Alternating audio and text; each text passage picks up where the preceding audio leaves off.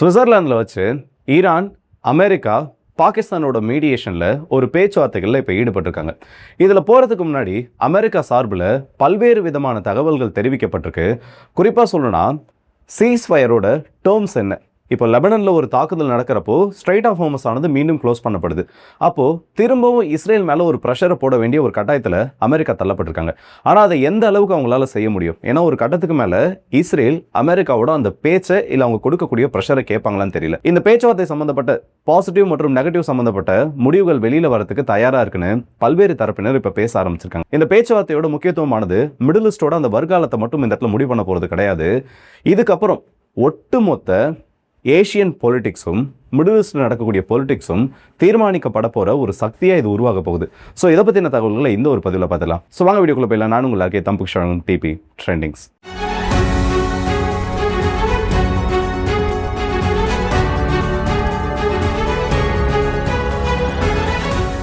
இப்போ இந்த வீடியோ நீங்கள் பார்த்துருக்கக்கூடிய நேரத்தில் இரண்டு தரப்புக்கும் மத்தியில் அமெரிக்கா மற்றும் ஈரானுக்கு மத்தியில் இந்த பேச்சுவார்த்தைகளான தொடங்கும். இது எங்கே நடக்குதுன்னு பார்த்தோன்னா சுவிட்சர்லாந்தில் நடக்குது.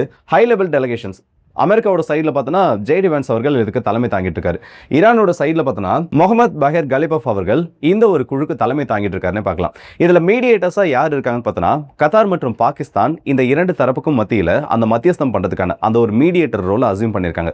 முதல்ல இந்த பேச்சுவார்த்தைகள் இதுக்கு முன்னாடி எப்படியெல்லாம் நடந்துச்சு, அதோட டைம்லைன் என்னன்னு பார்ப்போம். அப்போ தான் இதை பற்றின ஒரு கிளியர் கட்டான பிக்சர் நமக்கு கிடைக்கும். பிப்ரவரி மாதம் 28 இந்த தாக்குதலான தொடங்குது. இதற்கு அடுத்தபடியாக முதல் கட்ட பேச்சுவார்த்தை ஓமனில் நடக்குது. ஆனால் இந்த ஓமனோட தலையீட்டில் நடந்த பேச்சுவார்த்தையில் சரிவர முடிவுகள் எட்டப்படாதனால அடுத்த கட்ட மீடியேஷன் பாகிஸ்தான்ல வச்சு நடக்குது. இந்த மீடியேஷன் நடத்தப்பட்டதோட ஒரு விளைவா ஏப்ரல் மாதம் 8 முதல் கட்ட சீஸ்ஃபயர் ஆனது அனௌன்ஸ் பண்ணப்படுது. ஏப்ரல் மாதம் 8 அந்த 60 நாள் எக்ஸ்டென்ஷன் ஆனது கொடுக்கப்பட்டு ஜூன் மாதம் 17 அமெரிக்கா மற்றும் ஈரான் ஒரு MOU சைன் பண்றதுக்கான அந்த ஒரு ஒப்புதலை கொடுக்குறாங்க. அந்த MOUவோட ஒரு பகுதியாக தான் இந்த அமைதி பேச்சுவார்த்தை இன்னைக்கு ஜூன் மாதம் 21 சுவிட்சர்லாந்தில் நடக்குது. ஸோ இந்த பேச்சுவார்த்தை நடக்கக்கூடிய அந்த நேரமானது மிடில் ஈஸ்ட் பொலிட்டிக்ஸ்ல ரொம்ப முக்கியமான ஒரு நேரத்தில் நடந்துட்டு இருக்குன்னே சொல்லலாம். ஏன்னா மிடில் ஈஸ்டோட சூப்பர் பவரா இப்போதைக்கு ஒரு பக்கம் ஈரான் அவங்க தன்னை கிளைம் பண்ணிட்டு இருக்காங்க. இன்னொரு பக்கம் பார்த்தோன்னா சவுதி அரேபியா முக்கியமான ஒரு பவர்ஃபுல்லான நாடாக இருந்துட்டு இருக்காங்க. ஆனால் இந்த அத்தனை நாடுகளும் ஒரே நேரத்தில் எதிர்க்கக்கூடிய ஒரு நாடாகவும் சில நாடுகள் ஆதரிக்கக்கூடிய நாடாகவும் இருக்கிறது இஸ்ரேல் தான். இப்போ இந்த மிடில் ஈஸ்டில் இருக்கக்கூடிய அந்த பிரச்சனை நம்ம எடுத்து பார்த்தோன்னா சவுதிக்கு இஸ்ரேலும் டைரக்டாக இப்போ வரைக்கும் பிரச்சனை கிடையாது. அமெரிக்காவோட இன்ஃப்ளூயன்ஸ் இருக்குது. அமெரிக்காவோட கட்டுப்பாட்டின் கீழ் சவுதி அரேபியாவோட அந்த ஒரு சிஸ்டம் இருக்க வரைக்கும் இஸ்ரேலுக்கு அதனால பிரச்சனை கிடையாது. ஆனால் ஈரானுக்கும் இஸ்ரேலுக்கும் இருக்கக்கூடிய பிரச்சனை கம்ப்ளீட்டாக வேற ஒரு ஆங்கிளில் இருக்கக்கூடியது. ஸோ ஜேடி வான்ஸ் அவர்கள் இந்த ஒரு பேச்சுவார்த்தை தொடங்குறதுக்கு முன்னாடி இந்த இஷ்யூவை ரொம்ப தெளிவாக அட்ரஸ் பண்ணியிருக்காரு. பாகிஸ்தானோட பிரைம் மினிஸ்டர் அவர் கூட வச்சுட்டு சில வார்த்தைகள் பேசுகிறப்போ இப்போ நடக்கக்கூடிய இந்த பேச்சுவார்த்தையானது கம்ப்ளீட்டாக மிடில் ஈஸ்டோட அடுத்து வரக்கூடிய வருடங்கள் இல்ல வரப்போற அந்த எதிர்காலத்தோட வளர்ச்சி இது எல்லாத்தையுமே முடிவு பண்ணக்கூடிய ஒண்ணா இருக்கும். கண்டிப்பா இந்த பேச்சுவார்த்தைகள் நல்ல விதமா முடியக்கூடிய நேரத்தில் மிடில் ஈஸ்டோட பவர் ப்ரொஜெக்ஷனே மாறப்போகுது.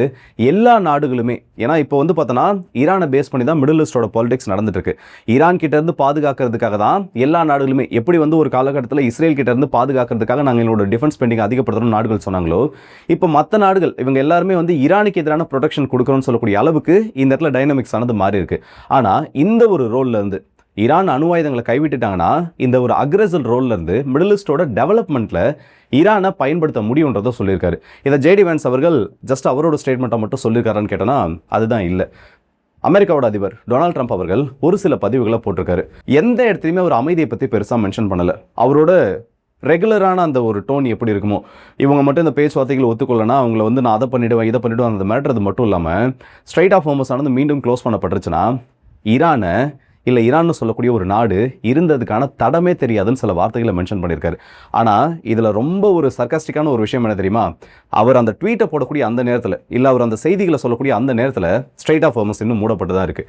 அதுக்கு ஈரான் அஃபிஷியலான ரீசன் என்ன சொல்லியிருக்காங்கன்னா லெபனனில் இஸ்ரேல் ஒரு டெம்பரரி ஹால்ட்ன்றதை அனௌன்ஸ் பண்ணியிருக்காங்க. அதாவது யாரும் ஏர் ஸ்ட்ரைக்ஸ் பண்ணக்கூடாதுன்னு சொல்லி. ஆனால் அவங்களோட சோல்ஜர்ஸ்க்கு அந்த எல்லோ ஜோன் இருக்குல்ல, அங்கே இருக்கக்கூடிய சோல்ஜர்ஸ்க்கு ஃபுல் ஃப்ரீடம் கொடுத்துருக்காங்க. நீங்கள் யாரோட உத்தரவையும் கேட்டு செயல்பட தேவையில்லை. அதாவது உங்களோட சீனியர் அஃபீஷியல்ஸ் சொல்கிறத கூட நீங்கள் கேட்டு செயல்பட தேவையில்லை. உங்களுக்கான த்ரெட்டை நீங்கள் உணர்றீங்க, இல்லை உங்களுக்கு இந்த இடத்துல ஏதோ பிரச்சனை இருக்குன்னு நீங்கள் உணர்றீங்கன்னா ஃபுல் ஃப்ரீடமோட அதுக்கு நீங்கள் ரிட்டாலியேஷன் பண்ணலாம், இல்லை அது சம்மந்தப்பட்ட முடிவுகளை எடுக்கலாம்னு அங்கே இருக்கக்கூடிய இராணுவத்தினருக்கு ஒரு உத்தரவு கொடுத்துருக்காங்க. இது ஈரானுக்கு அடுத்த கட்டமாக எதை நோக்கி போகுதுன்றது தெரியும். ஏன்னா இந்த பேச்சுவார்த்தைகள் ஒன்றும் முடியறதுக்கு முன்னாடியே இல்லை முடிஞ்சதுக்கு அப்புறமா எப்படியும் இஸ்ரேல் லெபனனை ஹெவியாக ஸ்ட்ரைக் பண்ணுவாங்க. குறிப்பாக சொல்லணும்னா லித்தானி ரிவருக்கு பக்கத்தில் இருக்கக்கூடிய ஒரு ஹெஸ்புல்லாவோட ஹப், கிட்டத்தட்ட பூமிக்கு கீழே ஒரு 4 கிலோமீட்டர் நீளமுடைய ஒரு அண்டர் கிரவுண்ட் ஹப், ட்ரோன்கள்லேருந்து பல்வேறு விதமான ஆயுதங்களை ஹெஸ்புல்லா சேகரித்து மற்றும் தயாரிக்கக்கூடிய ஒரு இடமா சொல்லப்படுது. அதை இஸ்ரேல் கண்டுபிடிச்சிட்டாங்க. அதை சீல் பண்ணுறதுக்கான வேலைகள்லையும் இறங்கிட்டாங்க. காங்கிரீட்டை வச்சு ஒரு சைட் சீல் பண்ணுறது, அதுக்குள்ளே நிறைய ரசாயனங்களை உள்ளே கொட்டுறது, அதாவது உள்ளே யாருமே தப்பிக்கக்கூடாது, அந்த மாதிரி ஒரு மெத்தடில் இப்போ அதை அழிக்க ஆரம்பிச்சிட்டாங்க. இவங்களுக்கு தெளிவாக தெரியும் இந்த மாதிரி ஒவ்வொரு இடத்தையும் ஹெஸ்புல்லாவோட நெட்வொர்க் அவங்க கண்டுபிடிக்க ஆரம்பிக்கணும்னா உள்ள கிரவுண்ட் ட்ரூப்ஸாக அனுப்பணும். இப்போ அதுக்கான வேலை தான் இஸ்ரேல் பண்ணிட்டு இருக்காங்க. அப்படி தொடர்ந்து உள்ள முன்னேற ஆரம்பிச்சாங்கன்னா இங்கே ஹெஸ்புல்லாவோட அண்டர் கிரவுண்ட் ஸ்ட்ரக்சர்ஸ் ஆனது பெரிய அளவு டெஸ்ட்ராய் பண்ணப்பட்டுரும். ஒரு 12லேருந்து 14 கிலோமீட்டர் இஸ்ரேலோட பார்டர்லேருந்து எந்த விதமான அண்டர் கிரவுண்ட் ஸ்ட்ரக்சரும் இல்லைன்னு வைங்க, அது இஸ்ரேலுக்கு ரொம்ப பெரிய ஒரு ரிலீஃபாக இருக்கும். சரி, ஓகே, இவங்களால ஈஸியாக எதுவும் பண்ணிட முடியாது, மேலே கிரவுண்ட் லெவலுக்கு மேலே ஆப்ரேட் ஆகிறப்போ ஈஸியாக கண்டுபிடிச்சிடலான்னு அது ஈரானுக்கும் தெளிவாக தெரியும். அதனால தான் இவ்வளோ பெரிய ஒரு ப்ரெஷரை போட்டு ஸ்ட்ரைட் ஆஃப் ஹார்மஸ் க்ளோஸ் பண்ணிட்டாங்க. ஆனால் அமெரிக்காவோட அதிபர் இன்னும் அதை ஒத்துக்கிற மாதிரி இல்லை. அவரோட பதிவுகளே அது தெரியுது. இதை விட இன்னும் சர்காஸ்டிக்கான ஒரு விஷயம் என்னன்னா, ஈரான் இந்த தடவை பேச்சுவார்த்தைகளில் ஒரு முடிவு எட்டப்படலை, இந்த ஸ்ட்ரைட் ஆஃப் ஹார்மஸை திரும்ப அவங்க க்ளோஸ் பண்ண ட்ரை பண்ணுறாங்க, அப்படிப்பட்ட நிகழ்வுகள் எதுவும் நடந்ததுன்னா அதை நாங்களே டேக் ஓவர் பண்ணிப்போம். சரி, டேக் ஓவர் பண்ணிட்டு என்ன பண்ணுவாங்கன்னு பார்த்தோன்னா அதுக்கான டோல் ஃபீஸை அவங்க கலெக்ட் பண்ணிப்பாங்களாம். இந்த டோல் ஃபீஸ் எப்படி இருக்குன்னா, டைரெக்டாக கப்பல்கள் கிட்ட வாங்குறது மட்டும் இல்லாமல் அங்கே உற்பத்தி பண்ணக்கூடிய கச்சா எண்ணெய், அது ஈரானோட எண்ணெயா இல்லை இந்த கடல் பகுதியிலேருந்து எடுக்கக்கூடிய அந்த கச்சா எண்ணெயா தெரியல, அதில் 20% அவங்க அந்த டோலுக்காக கலெக்ட் பண்ணி பண்ணுற மாதிரி சொல்லியிருக்காங்க. அப்போ ஸ்ட்ரைட் ஆஃப் ஹார்மஸ்ன்றது ஓப்பனில் இருக்கணுமா இல்லையான்னு அமெரிக்கா முடிவில் இருக்காங்கன்றதை இந்த சில ஸ்டேட்மெண்ட்ஸை வெளியில் காமிச்சிடும். அமெரிக்கா ஒரு விஷயத்தை புரிஞ்சுக்கலன்னு நினைக்கிறேன். ஏன்னா இவ்வளோ நாள் அவங்க எந்த அளவுக்கு ஹெவியாக ஸ்ட்ரைக் பண்ணியும் ஸ்ட்ரைட் ஆஃப் ஹார்மஸ் அவங்கள மிலிட்ரி பயன்படுத்தி டேக் ஓவர் பண்ண முடியல. நிதர்சனமான உண்மை அதுதான். அமெரிக்கா பெரிய ஒரு பவராக இருக்கலாம், ஆனால் இந்த மாதிரி ஒரு சின்ன ஒரு ட்ராப் கிட்டத்தட்ட இது ஒரு இயற்கையாகவே ஈரானுக்கு கிடைச்ச ஒரு வரம் மாதிரி. அதை வெப்பனைஸ் பண்ணுறதுனால ஈரானால் எவ்வளோ பெரிய ஒரு பேட்டலையும் மிகப்பெரிய அளவு மோதல் இல்லாமல் தவிர்க்க முடியும், இல்லை வெல்லவும் முடியும். நீங்களே ஒரு விஷயத்த சொல்லுங்கள், அமெரிக்கா உலகத்தோட மிகப்பெரிய ஒரு ராணுவமாக இருந்துட்டு இருக்கு. அவங்க நினச்சிருந்தாங்கன்னா அவங்களோட ராணுவத்தை பயன்படுத்தி எவ்வளோ பெரிய ஒரு ஸ்ட்ரைக்கை வேணாலும் பண்ணியிருக்கலாம், ஆல்ரெடி பண்ணிட்டாங்க. ஆனால் அப்படி இருக்கவங்கனாலே எந்த நாட்டோட உதவியும் அவங்களால கோர முடியல. ஏன்னா இந்த ஸ்ட்ரைட் ஆஃப் ஹார்மஸ் க்ளோஸ் பண்ணப்பட்டதுக்கு அப்புறமா ஒவ்வொரு நாடும் அந்த ப்ரெஷரை ஃபீல் பண்ண ஆரம்பிச்சாங்க. அப்படி இருக்கப்போ நேரடியாக அமெரிக்கா உள்ளே போனால் தன்னோட கப்பல்களுக்கும் பிரச்சனை வரும். ஆல்ரெடி பார்த்தோன்னா சில இடங்களில் வார்னிங் ஷாட்ஸ் ஆனது ஃபயர் பண்ணப்பட்டிருக்கு. அப்படி இருக்கப்போ அது ரொம்ப ஒரு எம்பரசிங் மூமெண்ட்டாக மாறிடும். அமெரிக்காவோட ஒரு கப்பல் ஈரானோட ஒரு ட்ரோன்னாலேயோ ஒரு சர்ஃபேஸ் டு சர்ஃபேஸ் மிசைல் சிஸ்டம்னாலேயோ ஆன்டிஷிப் மிசைல் சிஸ்டம்னாலேயோ தாக்கப்பட்டுருச்சுன்னா அது மிகப்பெரிய ஒரு தலைக்குனிவு அமெரிக்காவுக்கு ஏற்படுத்தும். ஆனால் அப்படி இருந்தும் இந்த வார்த்தைகள்னால விளையாடுறதுல ட்ரம்ப் அவர்கள் எந்த அளவுக்கு தேர்ந்தவர்ன்றதை அந்த ஸ்டேட்மெண்ட்ஸ் மூலமா சிலதை காமிச்சிட்டு இருக்காரு. ப்ராக்டிக்கலி பார்த்தோன்னா ஸ்ட்ரைட் ஆஃப் ஹார்மஸை ஈரான் நினச்சா என்ன வேணால் பண்ணலான்ற நிலைமை தான் இன்றைக்கி இருந்துகிட்ருக்கு. அதில் யார் தலையிட்டாலும் சரி, ஈவன் அமெரிக்காவோட கப்பற்படையே உள்ளே வந்தாலும் அந்த ஸ்ட்ரைட் ஆஃப் ஹார்மஸை அவங்க டேக் ஓவர் பண்ணலாம். அதை ரொம்ப நாளைக்கு அவங்களால கட்டுப்படுத்த முடியாது.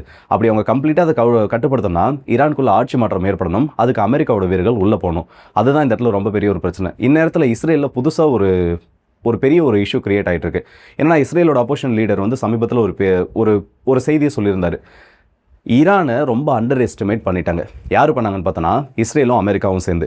அதாவது அமெரிக்கா பண்ணாங்கன்றதை விட இஸ்ரேல் பண்ணாங்கன்னு சொல்லி நெத்தன்யாஹு மேலே ரொம்ப பெரிய ஒரு அக்யூசேஷன்ஸ்ன்றதை வச்சிருக்காரு. ட்ரம்ப் அவர்கள் கிட்ட இந்த ஈரானோட பிளானை, ஈரானை ஸ்ட்ரைக் பண்ணுறதுக்கான பிளானை அதை சொல்கிறப்போ அதோட ரிட்டாலியேஷனாக ஈரான் என்ன பண்ணுவாங்க, இல்லை ஈரானோட ரெஸ்பான்ஸ் என்னவாக இருக்குன்றத தெளிவாக எக்ஸ்பிளைன் பண்ணாமல் விட்டுட்டாரு. நம்ம வெறும் ஸ்ட்ரைக்ஸ் பண்ணுறதுனால மட்டுமே அந்த இடத்துல ஆட்சி மாற்றத்துக்கு கொண்டு வர முடியும்னு சொல்லி ஒரு தப்பு கணக்கு போட்டதோட விளைவு இன்னைக்கு இவ்வளோ பெரிய ஒரு தோல்வியில் இஸ்ரேலை கொண்டு வந்து விட்டுருக்குன்னு சொல்கிறாரு. அண்ட் அது மட்டும் இல்லாமல் இஸ்ரேலில் இருக்கக்கூடிய பல ஆர்கனைசேஷன்ஸ் எடுத்திருக்கக்கூடிய ஒரு சர்வேல 80% இஸ்ரேலியர்கள் இந்த யுத்தத்தில் ஈரான் ஜெயிச்சதா கருதுறதா முடிவுகள் வெளியில் வந்திருக்கு. இது ரொம்ப பெரிய ஒரு ஹியூஜ் நம்பர். 80% மக்கள் இந்த யுத்தத்தில் ஈரான் தான் ஜெயிச்சிருக்குன்னு நினைக்கிறாங்கன்னா லிட்டரலி அடுத்த ஆப்போசிட்டில் இருக்கக்கூடிய 2 தரப்பும் தோத்துட்டாங்க. அதற்கு அவங்க காரணமாக சொல்லப்படுறதுல என்னன்னா, ஆட்சி மாற்றம் கொண்டு வரப்படணும்னு சொல்லி ஸ்ட்ரைக்ஸ் பண்ணீங்க, ஆனால் ஆட்சி மாற்றம் கொண்டு வரப்படலை, ஈரான் இன்னும் ஸ்ட்ராங் ஆகிட்டு இருக்காங்கன்றப்போ நீங்கள் நடத்திய அந்த தாக்குதல் எதற்கும் உதவாமல் ஒரு தோல்வியில் முடிஞ்சதை அவங்க கன்சிடர் பண்ணுறாங்க. இது இஸ்ரேலுக்குள்ள ரொம்ப அடுத்த ஒரு எலெக்ஷன்ஸில் இது ரிஃப்ளெக்ட் ஆகிறதுக்கு சான்ஸ் இருக்குது. யார் அந்த இடத்துல ஆட்சியில் மாறினாலும் அவங்களோட மைண்ட் செட் மாற போகிறது கிடையாது. ஆனால் இன்றைக்கி நெத்தன்யாஹு அவர்களோட அரசியலுக்கு இப்போ இருக்கக்கூடிய அந்த ஒரு மென்டாலிட்டி மிகப்பெரிய ஒரு பின்னடைவை கொடுக்கறதுக்கான வாய்ப்பு இருக்குது. வரப்போகிற மாதங்களில் எலெக்ஷன்ஸ் வர வருது. இதோட ரிசல்ட் கண்டிப்பாக அந்த எலெக்ஷன்ஸில் ரிஃப்ளெக்ட் ஆகும். ஸோ அதை பற்றின அப்டேட்ஸ்ன்றதை அடுத்தடுத்த பதிவுகளில் பார்க்கலாம். சுவிட்சர்லாந்தில் நடக்கக்கூடிய மீட்டிங் இப்போ முதல் கட்டமாக தொடங்கிருச்சு. சுவிட்சர்லாந்தில் நடக்கக்கூடிய மீட்டிங் ரொம்ப முக்கியமான ஒன்றா நடந்துட்டு இருக்கு. இதோட அப்டேட்ஸ் என்னன்றதை நான் அடுத்த பதிவில் சொல்கிறேன். இந்த வீடியோ பற்றி உங்களோட கருத்துக்களை மறக்காம கமெண்ட் செக்ஷன் சொல்லுங்கள். இஸ்ரேல் இந்த யுத்தத்தில் ஜெயிக்கலன்னு சொல்லக்கூடிய அந்த ஒரு மென்டாலிட்டிக்கு வந்திருக்காங்கன்னா, அந்த அளவுக்கு இந்த யுத்தத்தில் அவங்க பெர்ஃபார்மன்ஸ் ஆனது கண்டிப்பாக கம்மியாக இருக்குது. அந்த அளவுக்கு அவங்களோட பெர்ஃபார்மன்ஸ் ஆனது இந்த ஒரு யுத்தத்தில் குறைஞ்சிருக்கிறதா தான் கன்சிடர் பண்ணப்படுது. ஏற்கனவே 12 நாள் யுத்தத்தில் கூட இந்த ஒரு மென்டாலிட்டிக்கு அவங்க வரல. ஆனால் இப்போ வந்திருக்காங்கன்னா அது நிறைய விஷயங்களை வெளியில் சொல்லுது. இதை பற்றி உங்களோட கருத்துக்கள் என்னன்னு மறக்காம கமெண்ட் செக்ஷன் சொல்லுங்கள். அண்ட் குறிப்பாக அதிபர் ட்ரம்ப் அவர்களை பற்றி, அவரோட இந்த வார்த்தை ஜாலங்களை பற்றி உங்களுக்கு என்ன தோணுன்றதையும் கமெண்ட்ஸில் சொல்லுங்கள். ஸோ அடுத்த வீடியோ சந்திப்போம். அது விடைபெறுது உங்கள் ஆர்கே.